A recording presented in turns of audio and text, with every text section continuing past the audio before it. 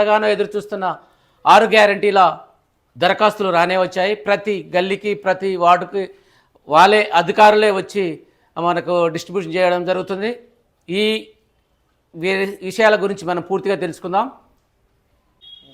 Friends, మనం ఒకసారి చూసినట్టయితే తెలంగాణ రాష్ట్ర ప్రభుత్వం అభయహస్తం ప్రజాపాలన గవర్నమెంట్ ఆఫ్ తెలంగాణ సింబల్ ప్రజాపాలన 28/12/2023 నుంచి 6 జనవరి 2024 వరకు ప్రజాపాలన దరఖాస్తు మహాలక్ష్మి, రైతు భరోసా, గృహలక్ష్మి, ఇందిరమ్మ ఇండ్లు, చేయూత పథకాల కొరకు దరఖాస్తులు ఈ విధంగా ఉంటాయి.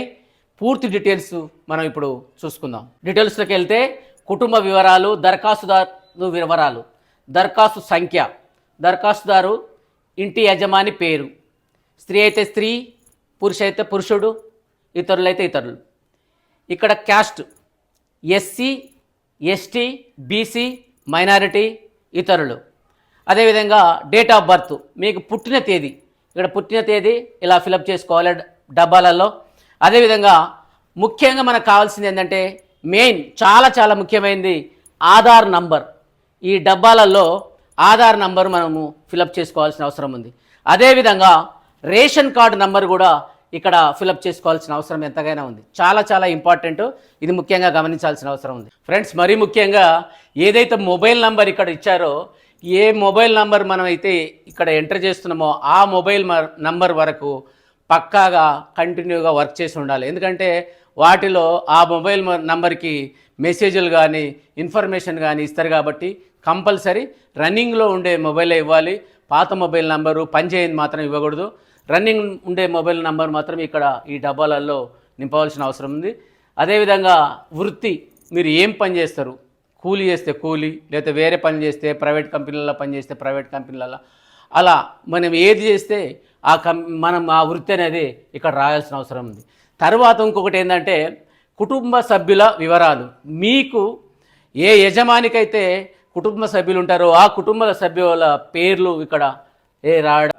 మన వృత్తి రాసిన తర్వాత ముఖ్యంగా కుటుంబ సభ్యుల వివరాలు అయితే ఎవరైతే యజమాని అభ్యర్థి ఉంటాడో అతనికి ఎంతమంది కుటుంబ సభ్యులు ఉన్నారు, వాళ్ళకుండే రిలేషన్షిప్ ఏంటి అనేది ఇక్కడ కరెక్ట్గా క్లియర్గా ఈ పట్టికలో రాసి ఉంది.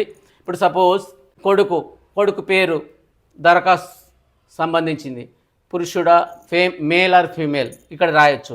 ఆయన పుట్టిన తేదీ, వాళ్ళకు ముఖ్యంగా ఎవరైతే మీరు రాస్తారో, మీ అబ్బాయిది కానీ అమ్మాయిది కానీ రాస్తారో, వైఫ్ది కానీ రాస్తారో, వాళ్ళ ఆధార్ కార్డు ఇక్కడ కంపల్సరీ ఇక్కడ మెన్షన్ చేయాల్సిన అవసరం ఉంది. చాలా ముఖ్యం ఇది.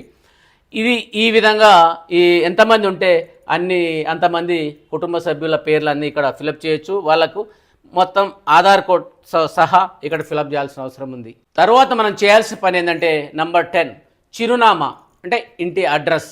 మనం ఎక్కడైతే నివసిస్తున్నామో ఆ అడ్రస్ ఇక్కడ క్లియర్గా ఇంటి నంబర్, వీధి, గ్రామం, మున్సిపాలిటీ, వార్డు నంబర్, మండలం, జిల్లా, ఈ పూర్తి అడ్రస్ మనం ఇక్కడ నింపాల్సిన అవసరం ఉంది. కంపల్సరీ నింపాలి. ఏదైతే ఆధార్ కార్డులో ఉన్న అడ్రస్సే ఇక్కడ నింపాల్సిన అవసరం ఉంది. అదేవిధంగా అభయహస్తం గ్యారంటీ పథకాలు లబ్ధి పొందడానికి వివరాలు. మనం ఏదైతే అభయహస్తం ఉందో మనం లబ్ధి పొందడానికి పూర్తి వివరాలు దీనిలో ఉన్నాయి. కావలసిన పథకాలు లబ్ధి కొరకు మనం ఏది చేయాలనుకున్నామో, సపోజ్ మహాలక్ష్మి పథకం అనుకోండి. మహాలక్ష్మి పథకానికి ప్రతి నెల 2500 రూపాయలు ఆర్థిక సాయం ఇక్కడ టిక్కు కొట్టాలి. అదేవిధంగా గ్యాస్ సిలిండర్ 500 రూపాయల గ్యాస్ సిలిండర్కి ఇక్కడ టిక్కు కొట్టాలి. 500 రూపాయల గ్యాస్ సిలిండర్ ఇక్కడ కావాల్సి ఉంటే ఇక్కడ టిక్కు కొట్టాలి. గ్యాస్ కనెక్షన్ నంబర్, మనకి ఇంతకుముందు మనం వాడుతున్న గ్యాస్ కనెక్షన్ నంబర్ ఏదైతే ఉంటుందో ఆ గ్యాస్ కనెక్షన్ నంబర్ ఇక్కడ వేయాల్సిన అవసరం ఉంది. పక్కాగా సరఫరా చేస్తున్న కంపెనీ పేరు, మనకైతే గ్యాస్ ఉంది కదా, భారత్ గ్యాసా, హెచ్పి గ్యాసా, ఇండియన్ గ్యాసా, రకరకాల గ్యాస్ ఉంటాయి. మీరు ఏ గ్యాస్ అయితే వాడతారో ఆ కంపెనీ వివరాలు ఇక్కడ రాయాల్సిన అవసరం ఉంది. తర్వాత మీరు చేయాల్సిన ఇంకొకటి ఏంటంటే ఇక్కడ సంవత్సరానికి ఉపయోగిస్తున్న గ్యాస్ సిలిండర్, మీరు ప్రతి సంవత్సరము ఈ సిలిండర్లు ఎన్ని ఉపయోగిస్తున్నారు అనేది పూర్తి వివరాలు. అంటే 5 అయితే 5, 10 అయితే 10, ఇలా మీరు ఎన్నైతే వినియోగిస్తున్నారో అన్ని సిలిండర్ల సంఖ్య ఇక్కడ రాయాల్సిన అవసరం ఉంది. అమరవీరులకు మరియు ఉద్యమకారులకు 250 చదరపు గజాల ఇంటి స్థలం. ముఖ్యంగా ఇది అమరవీరుల కుటుంబం, అమరవీరుని పేరు, ఎవరైతే అమరవీరులు చనిపోతారో వాళ్ళ పేరు, అమరవీరులైన సంవత్సరం, అంటే ఏ సంవత్సరంలో చనిపోయిందో అది, ఏమైనా ఎఫ్ఆర్ఐ నంబర్, ఆయన మీద కేసు ఏదైనా ఉంటే ఆ కేసు సంబంధించినటువంటి పోలీస్ స్టేషన్లో ఎఫ్ఆర్ఐ నంబర్ ఉంటే ఆ నంబర్ వేయాలి. Death certificate, compulsory death certificate కావాలి. తెలంగాణ ఉద్యమ సమయంలో పాల్గొన్నారా? ఒకవేళ తెలంగాణ ఉద్యమ సమయంలో మీరు పాల్గొన్నట్టయితే అవునైతే అవునండి, కాదంటే కాదు అని రాయొచ్చు. అయితే దానికి సంబంధించిన ఎఫ్ఐఆర్ నంబరు మరియు ఏ సంవత్సరంలో మీరు ఉద్యమంలో పాల్గొన్నారనేది ఇక్కడ క్లియర్ రాయొచ్చు. ఒకవేళ జైలుకు వెళ్ళినచో వాటి వివరాలు, మీరు కనుక ఆ ఉద్యమం సమయంలో ఉద్యమకారులు జైలు వెళితే అవి ఏ సంవత్సరంలో వెళ్ళారు దాని పూర్తి వివరాలు ఇక్కడ రాయొచ్చు. జైలు పేరు కూడా రాయాలి, జైలు పేరు, ఆ స్థలము, మీకు ఒకవేళ శిక్ష పడితే ఎన్ని సంవత్సరాలు శిక్ష పడ్డది దాని పూర్తి వివరాలు ఇక్కడ రాయొచ్చు. 6 గ్యారెంటీలో మరొక పథకం గృహలక్ష్మి పథకం. దీనికి సంబంధించి కుటుంబానికి ప్రతి నెల 200 యూనిట్లు ఉచితంగా మనకు ఈ పథకంలో వర్తిస్తుంది. మీ నెలసరి గృహ విద్యుత్తు 0 నుంచి 100 యూనిట్లు అయితే ఇక్కడ టిక్కు కొట్టాలి, 100 నుంచి 200 యూనిట్లు అయితే ఇక్కడ టిక్కు కొట్టాలి, 200 యూనిట్ల నుంచి పైబడి అయితే ఇక్కడ టిక్కు కొట్టాల్సిన అవసరం ఉంది. గృహ నిర్మాణకు విద్యుత్ మీటర్ కనెక్షన్ సంఖ్య, అంటే మీ ఇంటికి ఎన్ని కనెక్షన్లు ఉన్నాయి అనేది ఇక్కడ మెన్షన్ చేయాల్సి వస్తుంది. తర్వాత మీ కనెక్షన్ నంబర్ అది మెన్షన్ చేయాల్సి వస్తుంది.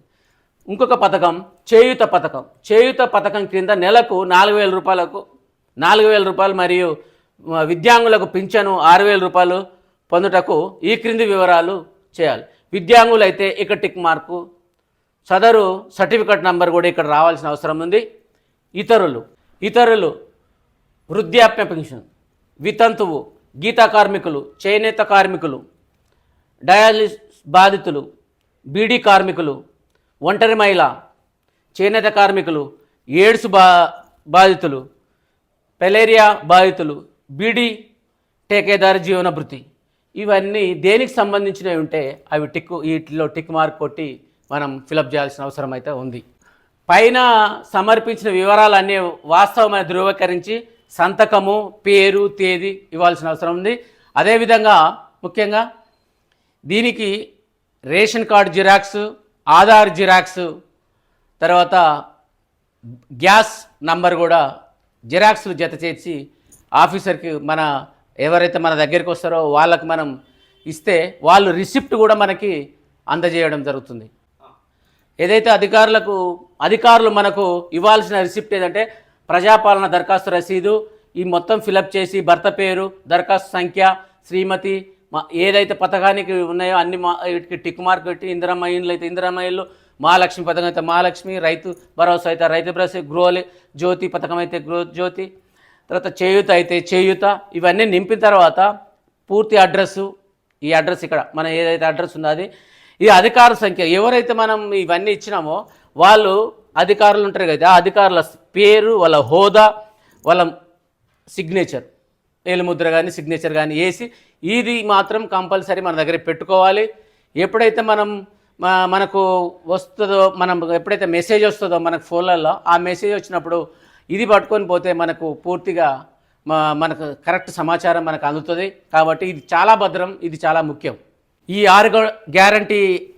6 గ్యారంటీల దరఖాస్తులు అయితే జనవరి 6వ తేదీ 2004 సంవత్సరం వరకు లాస్ట్ డేటు.